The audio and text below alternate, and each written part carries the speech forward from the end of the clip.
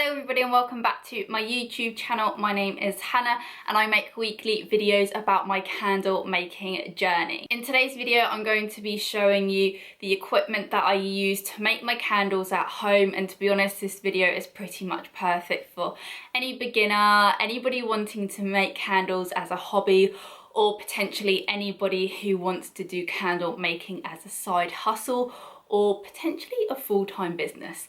I said potentially a lot of times there. I think if I could give you one tip, then it would be to research and read all of the reviews on everything you are about to buy. I buy a lot of my stuff from Candle Shack, and I did spend a lot of my time doing the research and reading reviews, and I'm quite happy, touch wood, with my purchases. So without further ado, let's get into the video. First things first, I'm going to show you my double boiler method. This is how I melt my wax. It is a free option for me. I already have these pans in my kitchen and I do not want to fork out hundreds of pounds on a candle melter at this moment in time. I think if it was my side hustle, then yes, probably, because I would be making much larger batches and it's so much more time convenient, but at the moment this works perfectly fine for me. I fill my water up to halfway point here on the biggest pan, and then in this pan I will melt my wax. This basically avoids you from burning your wax. I see so many people melting their wax in the microwave and I just think, why are you doing that to yourself? Please do not melt your wax in the microwave. It will just be such an inconsistent test for you and there's no way to, I don't know, it just seems not a good idea to me. Anyway, that is the first biggest equipment user that I use because I have to use this every single time. And I think the next one up will be my wax. I just have my bag of candle stuff here. So my next one is my wax, which I purchased from Candle Shack. This is the RCX wax, which is the rapeseed and coconut wax blend, and I have tested this in my previous videos, so check that out if you haven't already. And this basically comes in one big block and then you do have to cut it. It's a bit of a faff, but it's not too much of a faff that I dislike using it because it has so far given me some really great results. This is an 800 gram sample. You can buy bigger batches, but this was the first tub that I sampled and I like what I see. Next up is my measuring jug, a glass measuring jug. I really recommend a glass measuring jug over a plastic one just because it's so much easier to clean and it doesn't hang on to the fragrance oils or essential oils what you're using. And then next up is the J cloth. Please get a cloth. It just makes cleaning so much easier. So as soon as I pull the wax out of here, I would just give it a wipe over, and then the same goes for the oils as well. I just wipe it out, and also it just makes the cleaning up process so much easier. Okay, so this is the wicks that I've just pulled out. So I'm just going to show you both of the wicks that I have been using. These are, well, first of all, this is the wooden wick that I have been testing and have miserably found out that it does not work for.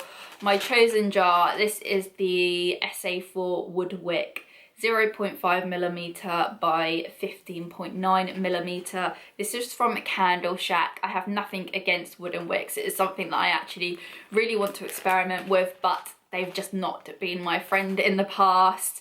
And the wick that I am using and am best friends with is the CL10 wick from Candle Shack. And these have just been so much better and pretty much perfect for my 150 gram amber jar from Candle Shack. So these are just the cotton wicks and they're cheap as chips. You get 30 in a pack, I want to say. Pack of 10 even. And they just will probably work out like £1 a pack. So that is my next essential candle making part, is obviously the wick. You need a wick for a candle. Next up are my essential oils. Obviously you do not have to have essential oils. You don't even have to have, you can just make plain candles and just have them not scented. But obviously because my whole candle making journey is about essential oils, I have gone for the Candle Shack essential oils. Believe me when I say I have spent so long looking into my essential oils. I was looking at so many safety data sheets to see all the hazards and whatnot, and I limited them down to about 3 options, and the ones I have here are the ginger lily and the lang lang, is that how you say it, essential oil, and then I've got the uplifting essential oil, and I do have the relaxing essential oil, just have no idea where that is today. I experiment with my essential oils in every single candle, so for me they are pretty essential, but as I've said, you do not even need fragrance oil or essential oils. You can just start off making plain candles. It's just basically what you prefer. Next up is my candle jar itself. This has worked out to be such a cost-effective jar for me because this 150 gram jar, amber jar from Candle Shack comes with the lid, and I think it costs like £2, £2.50 max, and they are just brilliant start off candle jars. I think I do actually want to use these once I have stopped testing my candles, because I just love the colour of them, I love the size of them, and I have found that my previous tests have worked so well that I just don't think I could throw these away basically. So yeah, obviously you need a candle jar. If my tip for you could be anything, it would be to really research your candle jars and research the wick that works with them. Read the reviews like you have never read reviews before, and you will find that so many people say, I love this jar and I use the so-and-so wick. That's what I did. And it can really help you on your testing process. So that is my next one that I would say you need for your candle making journey. The next one I've just pulled out is actually a mini scale. So I do actually have a kitchen scale that I use to measure my wax, but when it comes to my essential oils and my fragrance oils, I do use a separate measuring scale which is more precise, and it's something I learned probably halfway through my candle making journey, is that you actually need a high precision scale to measure your essential oils and fragrance oils, because there is a difference.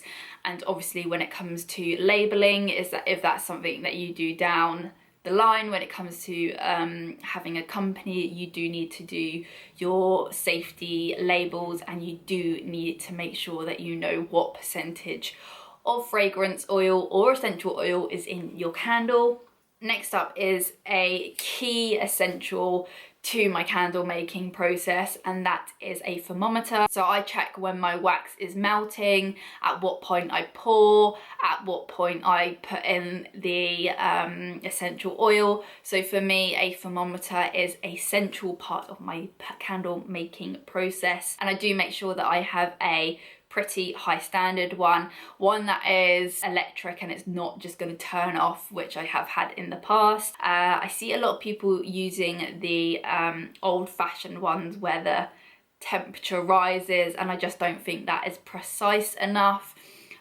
Obviously if you're doing it as a hobby, then you might not be that serious about it, but I think if you're definitely getting into it as a business, just get yourself an electric thermometer and it's so much easier. Next up are my bamboo sticks. I use these to stir my wax and my essential oils together. I was at first just using like a fork, and then I realized all the wax was getting stuck to the fork, and it just made the cleaning up process so much more of a nightmare and just more washing up. Who wants that? So I just use these bamboo sticks that I stir with, and they're just obviously more eco-friendly than using plastic. So if you can get these, I think I got these from Tesco's, and they're like £1 for 100, so they will last you for some time.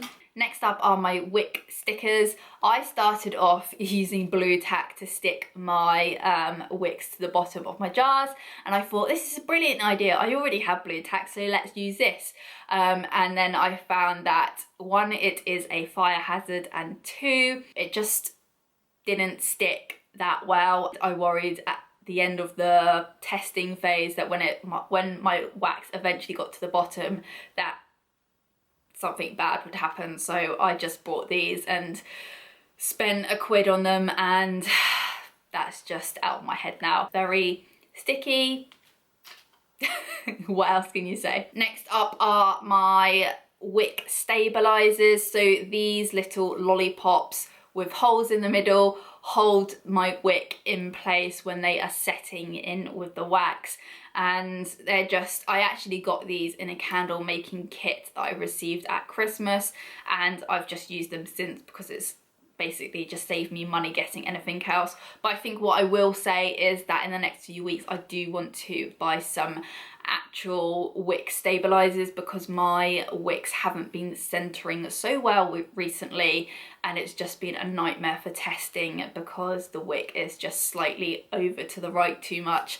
And obviously that does affect your melting pool, so if you're serious about it, then probably get yourself a wick stabilizer. Otherwise, things like this, or just popping a peg to hold the wick in the middle, is fine.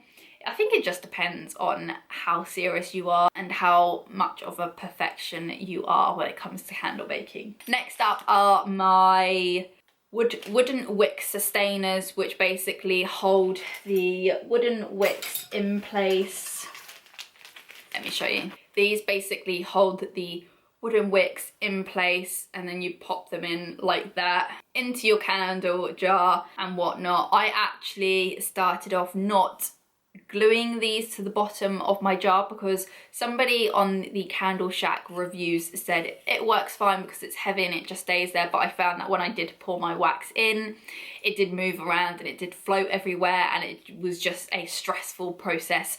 So from now on I have been gluing these to the bottom of my jars, but as I've said, these are just the incorrect size for my jars anyway, so that's kind of an old story. But that is essential if you are using wooden wicks, is to get yourself a sustainer. And that is pretty much it. So as I've said before, I am still in the process of testing my candles, and I do honestly just find that the things that I've just shown you are what I use every single time I make my candles. I think once you have the key bits like the double boiler, the measuring jug and the scales, you are good to go. But obviously you do need to keep repurchasing your wax and your wicks, and obviously that is the part where you need to keep testing and then see what works for you.